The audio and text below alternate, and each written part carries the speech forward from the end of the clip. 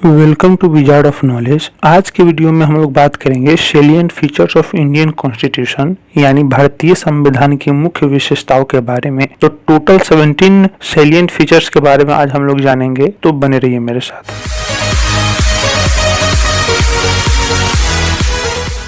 तो पहला फीचर है lengthiest written constitution. Indian constitution जितने भी रिटन कॉन्स्टिट्यूशन हैं उनमें सबसे लेंदी है।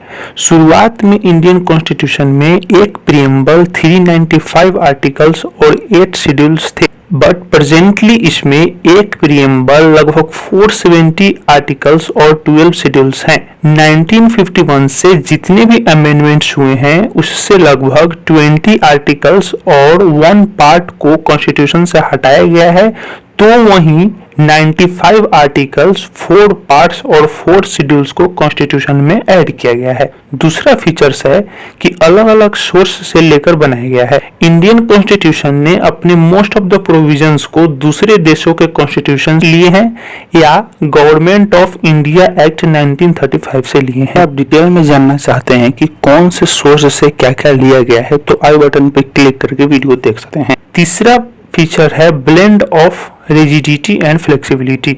मतलब इंडियन कॉन्स्टिट्यूशन ना ही रिजिड है ना ही फ्लेक्सिबल, बल्कि दोनों का मिक्सअप है।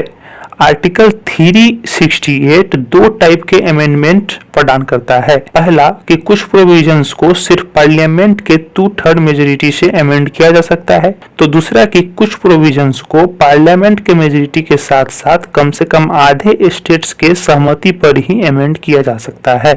तो चौथा फीचर है federal system with unitary batch. Indian constitution federal form of government को एस्टेब्लिश करता है।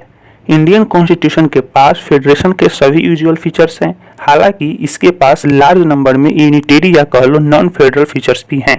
इसके अतिरिक्त फेडरेशन टर्म को कॉन्स्टिट्यूशन में कहीं यूज नहीं किया गया है, तो वहीं दूसरी तरफ आर्टिकल 1 इंडिया को यूनियन ऑफ स्टेट्स के रूप में डिस्क्राइब करता है। कुछ विद्वान तो इसको क्वासी फेडरल भी कहते हैं।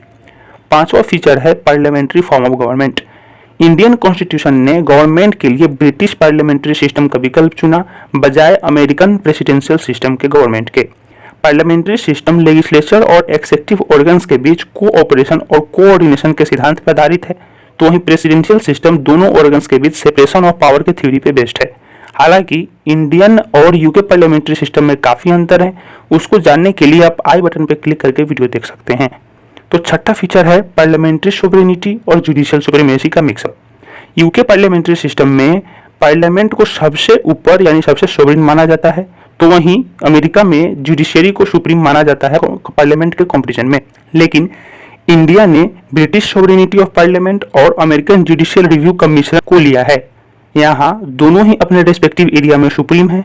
सुप्रीम कोर्ट पार्लियामेंट के द्वारा बनाए गए किसी भी लॉ को असंवैधानिक घोषित कर सकता है, तो वहीं पार्लियामेंट बेसिक स्ट्रक्चर को छोड़कर कॉन्स्टिट्यूशन के किसी पार्ट को अमेंड कर सकता है।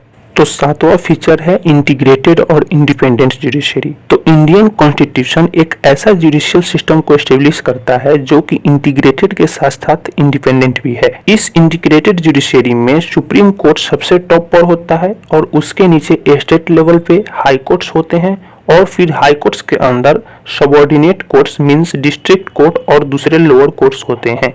ये सिंगल सिस्टम ऑफ कोर्ट्स जो है वो सेंटर के लॉज के साथ साथ स्टेट के लॉ को भी इन्फोर्स करता है। तो आठवां फीचर है फंडामेंटल राइट्स। पार्ट 3 जो है इंडियन कॉन्स्टिट्यूशन का, वो सभी सिटीजन्स को 6 फंडामेंटल राइट्स का गारंटी देता है, जो कि आर्टिकल 14 से 32 तक कॉन्स्टिट्यूशन में मेंशन्ड है। इसके बारे में आगे हम लोग डिटेल में भी जानेंगे। फंडामेंटल राइट्स को पॉलिटिकल डेमोक्रेसी के आइडिया को प्रमोट करने के लिए बनाया गया है। ये एक्सेक्यूटिव के उत्पीड़न और लेजिस्लेचर के मनमाने लॉज पे लिमिटेशन के रूप में ऑपरेट होता है। नौवां है डीपीएसपी यानी directive principle of state policy. B R. Ambedkar के अनुसार डीपीएसपी जो है वो इंडियन कॉन्स्टिट्यूशन का नोवेल फीचर है। डायरेक्टिव प्रिंसिपल्स को सोशल और इकोनॉमिक डेमोक्रेसी के आदर्शों को प्रमोट करने के लिए बनाया गया है। ये इंडिया में वेलफेयर स्टेट स्थापित करना चाहता है। तो 10वां फीचर है fundamental duties. Original constitution citizens के लिए फंडामेंटल ड्यूटीज प्रदान नहीं करता है। इसको इंटरनल इमरजेंसी के दौरान 42nd अमेंडमेंट एक्ट 1976 के द्वारा ऐड किया गया है। ये सिटीजन्स को रिमाइंडर के रूप में सर्व करता है कि अपने राइट्स को एंजॉय करते समय उन्हें अपने देश, सोसाइटी और फेलो सिटीजन के प्रति कर्तव्यों के लिए भी कॉन्शियस रहना चाहिए। 11वां है secular state. Indian constitution secular state के अनुसार ही बना है, इसीलिए ये किसी भी रिलीजन को इंडियन स्टेट का अधिकारी रिलीजन के रूप में नहीं रखा है। इंडियन कॉन्स्टिट्यूशन ने सेकुलरिज्म के पॉजिटिव कॉन्सेप्ट को लिया है, यानी कि सभी रिलीजन को बराबर का रिस्पेक्ट दिया जाएगा। 12वां फीचर है universal adult franchise. Indian constitution universal adult franchise को लोकसभा और स्टेट के लेजिस्लेटिव असेंबली के इलेक्शन का आधार बनाया है। मतलब सभी सिटीजन्स जो कि 18 साल से ज्यादा एज के हैं उनको बिना किसी जाति, धर्म, जेंडर, साक्षरता, वेल्थ इत्यादि के भेदभाव के वोट देने का अधिकार है। 13वां है सिंगल सिटीजनशिप। हालांकि इंडियन कॉन्स्टिट्यूशन में दोहरी राजनीति की परिकल्पना की गई है, मतलब कि सेंटर और स्टेट के अलग अलग गवर्नमेंट की, फिर भी ये सिर्फ एक ही नागरिकता प्रदान करता है, मतलब कि भारत की नागरिकता। इंडिया में सभी सिटीजन्स पूरे देश में सेम पॉलिटिकल और सिविल राइट्स को एंजॉय करेंगे, इरिस्पेक्टिव ऑफ कि वो किस स्टेट में पैदा हुए हैं या रहते हैं। 14वां फीचर है इंडिपेंडेंट बॉडीज। लेजिस्लेचर, एक्सेक्यूटिव और जुडिशरी के अलावा इंडियन कॉन्स्टिट्यूशन कुछ और सर्टेन बॉडीज को एस्टेब्लिश करता है, जिसको गवर्नमेंट ऑफ इंडिया के बल्क वर्क्स के रूप में परिकल्पित किया गया है। इसमें पहला है इलेक्शन कमीशन, जो कि फ्री और फेयर इलेक्शन को इंश्योर करेगा। तो दूसरा है कंट्रोलर और ऑडिटोरियल जनरल ऑफ इंडिया, जो कि स्टेट और सेंट्रल गवर्नमेंट के अकाउंट्स को ऑडिट करेगा। तीसरा है यूनियन पब्लिक सर्विस कमीशन, जो कि ऑल इंडिया सर्विसेज के एग्जामिनेशन को कंडक्ट करेगा और डिसिप्लिनरी मैटर्स पे प्रेसिडेंट को सलाह देगा। चौथा है स्टेट पब्लिक सर्विस कमीशन, जो कि स्टेट सर्विसेज के एग्जामिनेशन को कंडक्ट करेगा और राज्यपाल यानी गवर्नर को डिसिप्लिनरी मैटर्स पे सलाह देगा। तो 15वां फीचर है इमरजेंसी प्रोविजंस। इंडियन कॉन्स्टिट्यूशन के पास काफी इमरजेंसी प्रोविजंस हैं और प्रेसिडेंट के पास पावर है इसको इम्पोज करने का, ताकि कोई भी एक्स्ट्रा ऑर्डिनरी सिचुएशंस को इफेक्टिवली फेस किया जा सके। मुख्य तौर पे 3 तरह के इमरजेंसी प्रोविजंस हैं। पहला नेशनल इमरजेंसी, दूसरा स्टेट इमरजेंसी जिसको कि प्रेसिडेंट रूल के नाम से भी जाना जाता है, और तीसरा है फाइनेंशियल इमरजेंसी। अगला फीचर है 3 टायर गवर्नमेंट। शुरुआत में दूसरे फेडरल कॉन्स्टिट्यूशन की तरह इंडियन कॉन्स्टिट्यूशन में भी डुअल पॉलिटी का ही जिक्र किया गया था और प्रोविजंस भी सेंटर और स्टेट गवर्नमेंट के अनुसार ही थे।